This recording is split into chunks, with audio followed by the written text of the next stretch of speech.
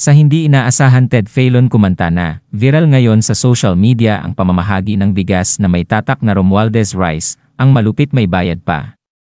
Kinuyog ng taong bayan at nabuking ang National Food Authority Administrator na laon o lumang bigas ang dinidistribute o binibinta ng kadiwa ni PBBM. Pero bago ang lahat mag-like, comment at mag-subscribe sa aking channel, Bangon Pilipinas Vlog. At panoorin natin ang analisis ni General Johnny Macanas. Diyos ko! Hindi po pwedeng mamigay ng bigas na wala yung pangalan nyo? Hindi po pwedeng mamigay kayo ng tulong na galing sa puso, sincere kayo? Diba? Hindi yung meron na naman kayong agenda? Ha? Sa totoo lang, ano ba ang rason bakit pinaglalalagay nyo yung pangalan nyo dyan? My God! Kasi nga may agenda kayo, gusto nyo matatak sa mga utak ng mga Pilipino, di ba? Yang apelyido nyo. Hindi nyo naman talaga concern ang mga Pilipino. Hindi nyo naman talaga concern na mabigay ng tulong sa mga Pilipino. Ginagawa nyo lang yan kasi gusto nyong tumatak ang mga pangalan nyo sa mga Pilipino. Pero sobrang nakakalungkot naman ito mga lods, di ba? Ginagawang pulubi ang mga Pilipino. Na in the first place, galing naman sa atin ito, sa mga tax natin. Pero nire-recycle nila, kunwari tulong nila, kunwari ayuda, yun pala, galing din naman sa atin yan. At ang nakakatawa sa lahat, di ba? Ilalagay pa talaga nila ang mga pangalan nila, ang kapal ng mukha.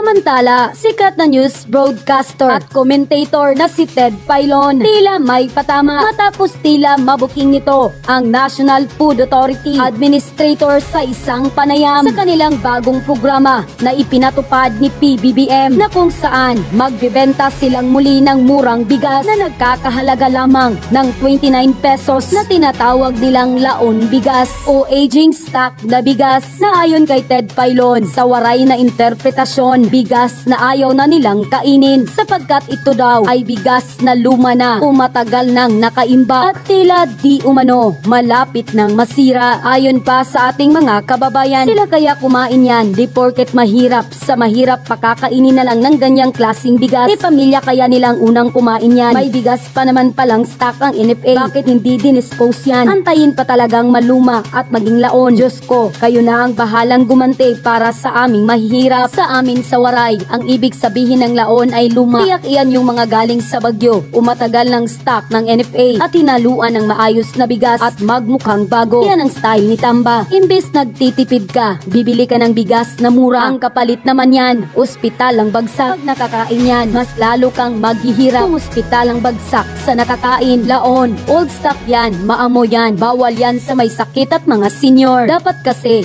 pababain na lang ang presyo ng bigas sa palengke sa buong Pilipinas. Yan ang totoong ayuda para sa Pilipino. At karamihan sa mga politiko, nakapangalan sa kanila yung mga ayuda etc. Pera naman ng taxpayer galing yung pinangbigay. Ang kakapal ng mukha. End quote. Magandang araw mga kaibigan. Pag-usapan natin ngayon ang isa na namang programa ni Idol Ted Filon kung saan binulgar niya o nabisto niya ang isa na namang programa ng gobyerno na hindi maganda ang resulta. Panloloko, pang-iinsulto sa mga kababayan nating nasa laylayan. Okay, kanina na panood ko yung programa ni Ted Filon sa TV5. Nako, in-interview niya ang administrator ng National Food Authority. Alam nyo, may programa ang gobyerno ngayon. Magtitinda daw sila ng murang bigas. Yung NFA, sisimulan na yung 29 pesos per kilogram na bigas. Anong klaseng bigas ito? Ay nako, tawag sa NFA, laon. Laon rice. So, itong si Ted Filon marunong. Nabisto niya anong klaseng bigas ang laon. Masarap bang kainin o para sa mga hayop? Pakinggan natin si Mr. Ted Filon. Kasi po NFA, very clear naman ang mandato for calamities, emergencies at disposition ng laon stocks so that bago masira ay mailabas po namin. Laon? Ganun po yun. Ang tawag niya sa laon stock? Laon, opo. Yung pong aging stocks, laon po yan. Aging? Kaya nga, laon. So laon stock, no? Oh, kasi sa amin sa mga wari-wari, pag sinabi mong laon, medyo ayaw ko nang kainin. Ay, ganun po ba? Sorry. Laon. Pag laon naman ito. Ganun pag sinabi pong ganun. Sorry sir ha. Medyo kaya po nga sabi ko, kaya nga ho sir, with all due respect Sir Larry ha. Opo, sabi ko nga, mahirap yata pag sinabi natin na, alam mo yun, laon, aging stock, parang hindi magandang pakinggan po na parang ang gusto niyong ipakain sa mga 40s, seniors, PWDs, mahihirap, yung bigas na, diba? Naiintindihan po natin yung pong ibig nyo sabihin. In fact, ako mismo, ayoko nun, no? Kaya lang sa mandato po ni NFA, hindi po kami po pwedeng... Yun, umamin ang NFA administrator, hindi daw maganda yung aging stock, yung lumang-luma na bang stock ng NFA, matagal na sa bodega, masisira na. Iyon, ibebenta sa mga pobre nating kababayan. Ano kaya ang lasa nun? Anong color nun? Anong amoy? Ako po, nung bata-bata pa ako, nakatikim na ako ng ganyang bigas, yung old stock. Mabaho. Narik, ang tawag namin nun, narik.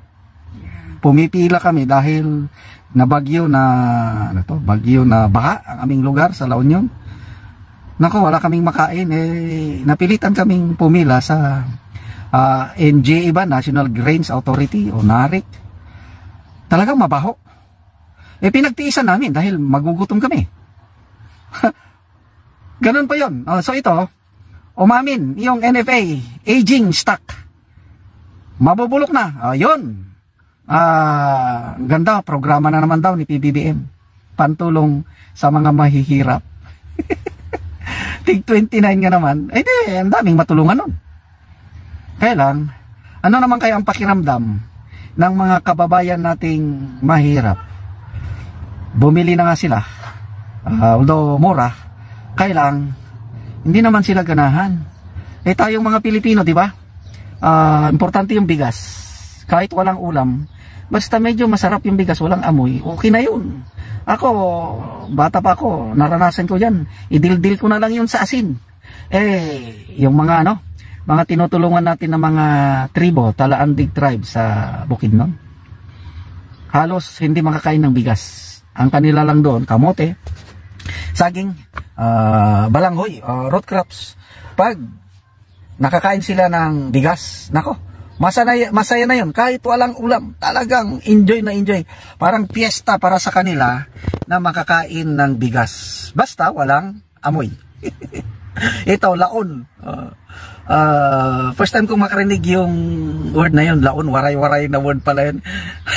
Laon, mabaho, panghayop na. Yun ang tatak nitong administrasyon, yung murang bigas. Very concerned sila na tumulong na matupad yung pangarap ba. 20 pesos per kilo na bigas. Ito na, malapit na, 29. Yun pala, mabaho. So, ito ba yung depekto ng programang ito? Para sa 4-piece, Kailang ang mabili ng isang pamilya 10 pesos, 10 kilograms lang per month. Ilagay nyo ang inyong sarili, mga kaibigan. 2 anak mo, 3. Average 3. Plus 2 kayong mag-asawa. Bibili kayo, matutuwa na lang. Kailang 10 kilos lang naman ng per month. Kasi na ba yun? Ano lang yun, di ba? 2 o 3 araw lang yun. Wala na. Paano ka ngayon matulungan? Kaya itong approach nilang ito, puros band-aid. Yung ayuda nila, maganda naman yun dahil nakakatulong sa mga mahirap. Kailang ayuda, anong magagawa ng ayuda? Ganun lang din. Pinakamataas 3 days, 5 days, ubos na yung ayuda, maghihirap na naman yung mga tao.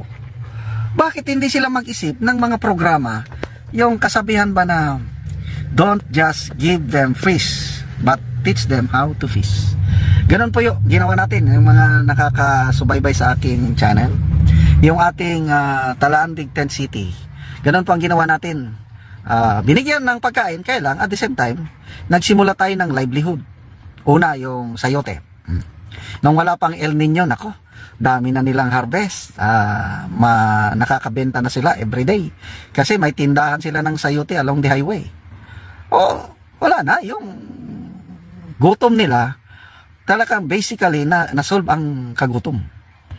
Okay, nung nag-El Nino, medyo affected yung sayote. 4 months nga naman na walang ulan, nawala ng bunga yung sayote.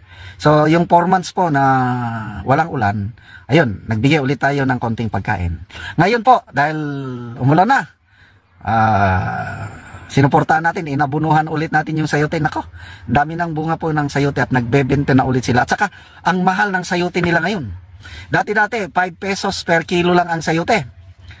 Nung last year, wala pang El Nino. Ngayon, dahil nag-El Nino, umabot na po ng 13 pesos per kilo ng sayote. Farm gate price yun. Nako, ang laking kita na nitong ating mga kababayang landig. So, may sayote na sila, may baboy pa. Nagbebenta na po sila ng kanilang baboy. Yung sayote nila na mga reject, maliliit, hindi pwedeng ibenta. Nako, ipinapakain sa baboy. Matataba yung baboy nila, yung parang organic baboy na ito dahil sayote ang kinakain eh. So, kumikita na rin sila sa babuyan. The next, sagingan. Nakabuelo na yung mga tanim nilang lakatan. So, after mga 8 months, mamumunga ng lakatan nila. Nako, yun na, hindi na tayo magbibigay ng pagkain sa kanila kasi nabigyan natin sila ng capacity to produce their own and livelihood. Ganon sana ang gawin ng gobyernong ito, hindi yung poros ayuda na lang, ayuda, tapos bigas, magbenta ng bigas, laon pa.